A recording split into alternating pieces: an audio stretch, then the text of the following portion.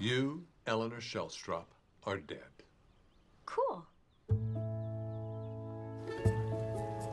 The Good Place is nothing short of an utterly fascinating exploration of ethics under the veil of a hilarious and accessible sitcom. This show offers up so many potential subjects ripe for discussion, but in the wake of the long-awaited Season 2 premiere, I feel the most pressing is an analysis of its meta-contextual nature. Absolutely major spoilers lie ahead, so if you have not watched The Good Place, please do yourself a favor and catch up. Okay, so Eleanor, Chidi, Tahani, and Jason have all been admitted into the heavenly afterlife, or so they thought. This is the bad place. The seemingly amicable architect of the neighborhood, known simply as Michael, is discovered by Eleanor to have in fact created his own form of hell, creating scenario after scenario designed to drive its four inhabitants mad, for nothing other than the morbid pleasure of its demons.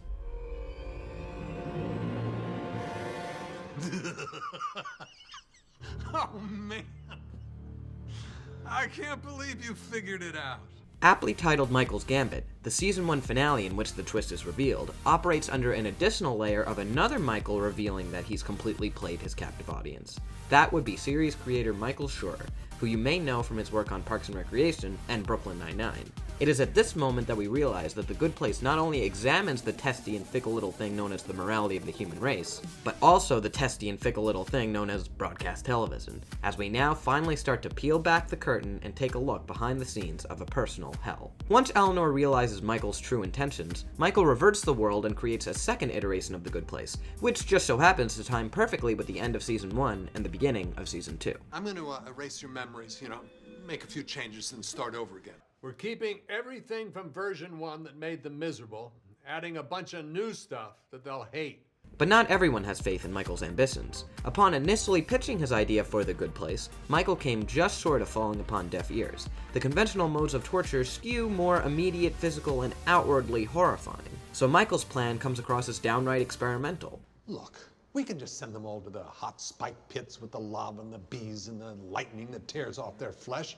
Let's try something new. Too many variables, too many moving parts. That's what will make it fun. The Good Place show is, of course, in and of itself, a high-concept and heavily serialized show that is quite deceptively dense. Michael tricks the humans into thinking they've arrived in the Good Place, with its bright, colorful nature and endless accommodations, smartly fulfilling their expectations of the afterlife, while subtly introducing a sense of looming danger. In a similar fashion, the 22-minute sitcom format is one us humans recognize as warm, cuddly, and non-threatening. You can't curse. That's bullshit. And everything always seems to somehow work itself out in the end. So we hardly expect it to become a torture chamber in disguise. And yet a sitcom can only carry on so long as its characters remain in conflict, so long as they remain miserable in some way, and we watch from week to week to take delight in that misery.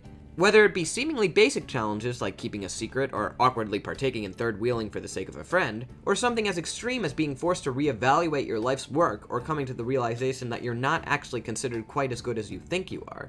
How can we really blame Michael for finding enjoyment in the torture of the human characters when that is precisely what kept us entertained as well? Alas, while Michael's entourage are game to torture the humans, by the time we reach version 2, it is clear they don't share his enthusiasm for the concept. I got distracted by the fire. I love fire. You know my main job is to burn people with fire. They are set in their ways, eager to try out more traditional and reliable modes of torture. The Good Place show itself is a subversion of the classical expectations for the sitcom format, and is certainly likely to turn off some viewers too. And yet Michael persists, constructing intricate situations of misfortune. And when he succeeds, you can just see him relishing in the art of it all. Take when he claims that a rare algorithmic situation has emerged in which Chidi has matched with two potential soulmates, and then he forces the famously indecisive professor to choose between them. He ensures that one of the actresses is perfectly suited for him and the other is just completely unfit. And just as Chidi is about to finally commit, he bursts in and informs him that he's actually been matched with the latter. I kind of feel like my soulmate is on... Wait! There are many conceptual layers to this narrative, but in the end, it all comes down to the perfection of Michael's timing to truly make the most devastating situation possible out of the given circumstances. Much like a writer will mine the potential for conflict for all it's worth. You gotta trust me on this, boss. I've thought of everything. Amusingly, not only are Michael's players less understanding than he is of the grand concept, but they're also less skilled when it comes to executing it. Truth be told, with a vision as intricate as Michael's, one can be forgiven for succumbing to confusion. But when one actor proves fixated on the thought of just biting the humans, and another constantly gives the same excuse of being gym-bound whenever a snag arises, How many times have you specifically told her you were going to the gym? 5. No, 9. It is clear that this is not a group adept at Michael's brand of long-lasting and deep psychological suffering. I know that this kind of large-scale deception is not what you were trained to do. You're going to be tempted to say, screw it. Can't we just go back to HQ and do this the old-fashioned way? Pull out some fingernails, toss someone in an acid pit, fire up the old penis flattener? Clearly, they are more in favor of shallow plots and instantaneous results, much like a non-serialized network sitcom would often be.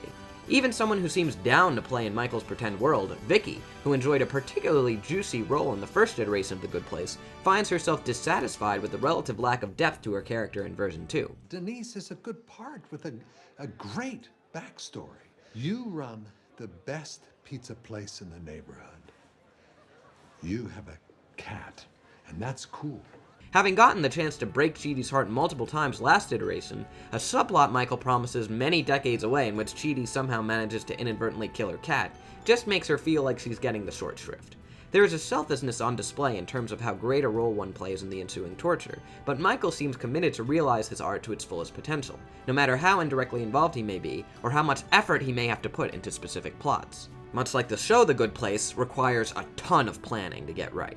Of course, with a premise as hyper-specific as this, one may cast doubt on just how sustainable it can be. Michael claims that his plan will have longevity, but Michael's boss man, Sean, clearly feels otherwise. I think you'd be lucky to get 6 months out of this insane gambit. Fittingly enough, the first season aired over the course of a mere 4 months, and Michael didn't seem prepared for his premise to actually develop much further than the initial conceit, at least not so quickly. Said conceit being Eleanor thinking she was accidentally placed in the good place. In any other series, one would think that the community would discover that Eleanor didn't belong in the good place maybe at the end of the first season. But in this show, midway through season 1, Eleanor confesses that she doesn't belong here. And this is the first major turning point in the series. Prior to this, every episode had somewhat settled into a formula of Chidi teaching Eleanor ethics and managing to keep her secret concealed, so it's fitting that Michael refers to this as the moment It all started to go off the rails. I mean, after that, it was just a crazy scramble for all of us. In spite of his failure, he still manages to convince Sean to let him have another try. Sean functions very much like a network executive, resistant to experimentation and very pragmatic in his decision-making, going off of what has worked before. You know, good old-fashioned torture, the way it's supposed to be. And though he grants Michael's request for a second version, he holds over him the threat of retirement, a fate that spells a demise for him and a cancellation for this ambitious show. When Sean firmly states that there will be no version 3, we can take this to mean that a season 3 won't exactly be easy to attain. But much like Michael Schur has already plotted out plans for a potential third season with his writing team, at the end of the season 2 premiere, Michael is secretly already at work on his third version of The Good Place. And let's hope for our sake that he manages to continue his game-changing gambit so long as he sees fit. Side note, I might legit be into Tahani. But that's for another time.